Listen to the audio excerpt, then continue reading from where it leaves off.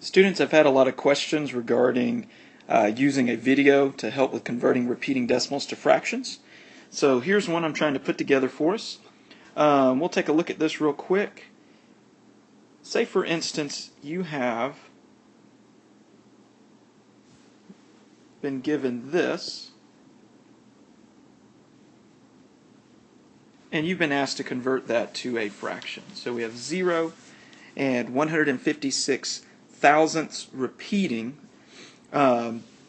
which means if we were to write that out, it would look like so. And I know you guys know this at this point. But a lot of us have been struggling with how and what is the process to change this repeating decimal into a fraction. So let's take a look. We have 156 thousandths and it's repeating. It goes on forever. So let's take a look. Let's let W equal our repeating decimal. And because we have three separate or different digits that repeat, let's multiply both sides of this equation that I've written down here. Let's multiply both sides by 1,000. So we'll go ahead and multiply the left side by 1,000. And we'll go ahead and multiply the right side by 1,000. When we do that, we need to move our decimal place to the right 3 times. And so you will be left with this. Alright? Now, given those two equations, let's create a system and then work through it to solve. So we'll go ahead and set it up just like so.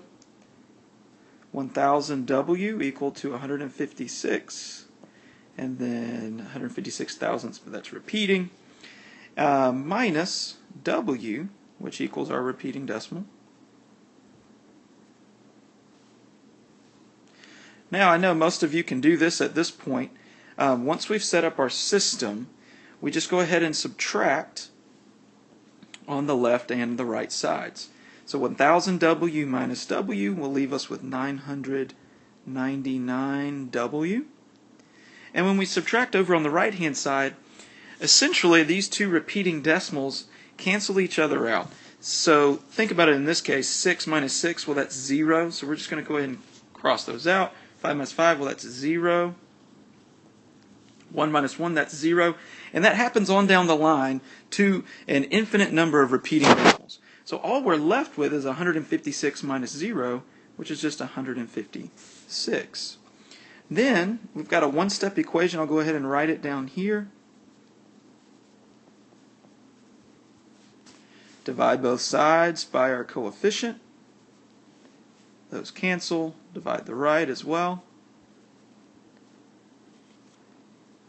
So W, taking this repeating decimal and writing it as a fraction, is equal to 156 over 999.